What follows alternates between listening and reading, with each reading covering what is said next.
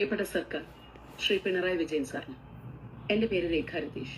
ഞാൻ Malayalam serial ഇൻഡസ്ട്രിയിലാണ് work ചെയ്യുന്നത്. എനിക്കൊരു മകനുണ്ട്, 9ാം ക്ലാസ്സിൽ പഠിക്കുന്നു. കഴിഞ്ഞ 7-9 മാസങ്ങളായി എനിക്ക് ജോലിയില്ലാതെ ഞാൻ എൻ്റെ ഫ്ലാറ്റിൽ കഴിയുകയാണ് സാർ.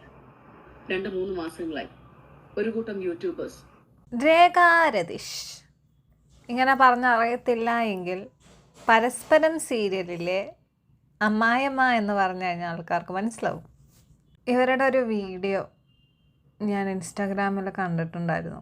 യൂട്യൂബേഴ്സ് ഇവരെ ജീവിക്കാൻ അനുവദിക്കുന്നില്ല, ആത്മഹത്യയുടെ വക്കീലാണെന്നൊക്കെ പറഞ്ഞിട്ട് ഇവർ ഇങ്ങനൊരു കാര്യം പറഞ്ഞപ്പോൾ ഞാൻ ആ വീഡിയോ ഒന്ന് തപ്പി നോക്കി. എനിക്ക് പ്രത്യേകിച്ചൊന്നും കാണാൻ പറ്റിയിട്ടില്ല.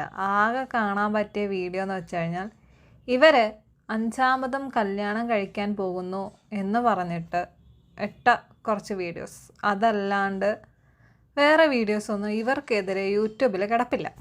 ഇവർ 5ാമത് കല്യാണം കഴിക്കാൻ പോകുന്നു എന്നുള്ളത് ഇവരെ ബന്ധപ്പെട്ടിട്ടുള്ള ആൾക്കാരോ പറയാതെ യൂട്യൂബേഴ്സ് ആണെങ്കിലും അല്ലാതെ ആൾക്കാരാണെങ്കിലും അറിയോ? ഇല്ല.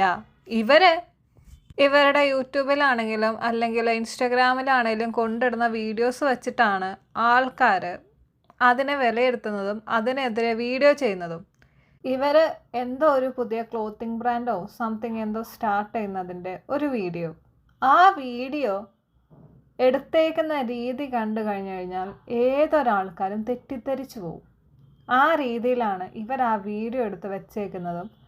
അതിൽ ടൈറ്റിലായിട്ട് എ ന്യൂ ചാപ്റ്റർ എന്ന് പറഞ്ഞിട്ട് ഇവരുടെയും ഒരു മെയിലായിട്ടുള്ള ഒരു വ്യക്തിയുടെ ഫോട്ടോസ് കൊടുത്തിരിക്കുന്നതും. ശരിക്കും പറഞ്ഞാൽ ഇവരാണ് ജനങ്ങളെ തെറ്റിദ്ധരിപ്പിച്ചിട്ട് ഇങ്ങനെ ഒരു കൺക്ലൂഷൻസിലോട്ട് എത്തിക്കുന്നത് അല്ലേ? എന്നിട്ട് ഇവർ പറയുന്നു യൂട്യൂബേഴ്സ് ഞങ്ങളെ ജീവിക്കാൻ അനുവദിക്കുന്നില്ല. അത് എന്ത് ലോജിക്കാണെന്ന് എനിക്ക് മനസ്സിലാവുന്നില്ല അമ്മച്ചി. ഇത് കണ്ടിട്ട് ചില പോസ്റ്റുകൾ വരെ ഇറങ്ങിയിട്ടുണ്ട്. എൻ്റെ ജീവിതത്തിൽ ഏറ്റവും മനോഹരമായ അധ്യായം, രേഖ രതീഷ് വീണ്ടും പ്രണയത്തിലോ. ഇതൊക്കെ ഇവർ എടുക്കുന്ന വീഡിയോസിൻ്റെയും ഇവരെടുക്കുന്ന ഫോട്ടോസിൻ്റെ ഇതിൽ വരുന്നതാ. അതിൽ ആൾക്കാരെ കുറ്റം പറഞ്ഞിട്ട് വല്ല കാര്യമുണ്ടോ?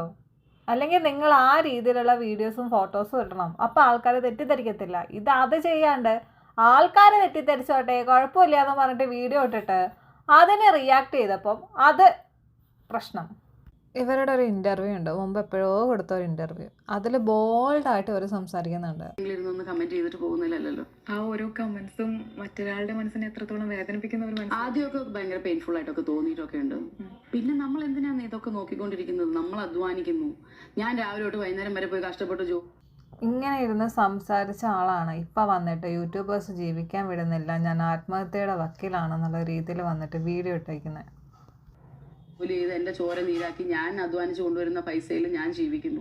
ഒരാൾ വന്ന് കമന്റ് ചെയ്തിട്ട് പോയെന്ന് പറഞ്ഞാൽ ഞാൻ എന്തിനാ വിഷമിക്കേണ്ട ആവശ്യം? അല്ലെങ്കിൽ അത് കേട്ടിട്ട് പോയി ആത്മഹത്യ ചെയ്യാൻ നിൽക്കുന്നു. അതാണ്, നിങ്ങൾ അധ്വാനിച്ച് നിങ്ങൾ ഉണ്ടാക്കുന്ന പൈസ നിങ്ങളുടെ ഇഷ്ടത്തിന് ജീവിക്കുന്നു. എന്തിനാ നാട്ടുകാർ എന്തെങ്കിലുമൊക്കെ പറയുന്നത് വിചാരിച്ചിട്ട് ഇപ്പോൾ വന്നിട്ട് ഇങ്ങനെ ഒരു വീഡിയോ ഇട്ടിട്ട് ഇത്രയും വലിയ പ്രഹസനം കാണിക്കേണ്ട ആവശ്യം?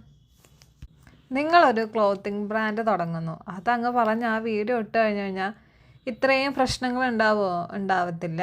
ഇത് ആൾക്കാരെ തെറ്റിദ്ധരിപ്പിക്കുന്ന രീതിയിൽ വീഡിയോ ചെയ്തിട്ട് അവസാനം വന്ന് യൂട്യൂബേഴ്സിനെ കുറ്റം പറയുന്നത് എന്തിൻ്റെ അടിസ്ഥാനത്തിലാണെന്നുള്ളത് എനിക്കറിയത്തില്ല.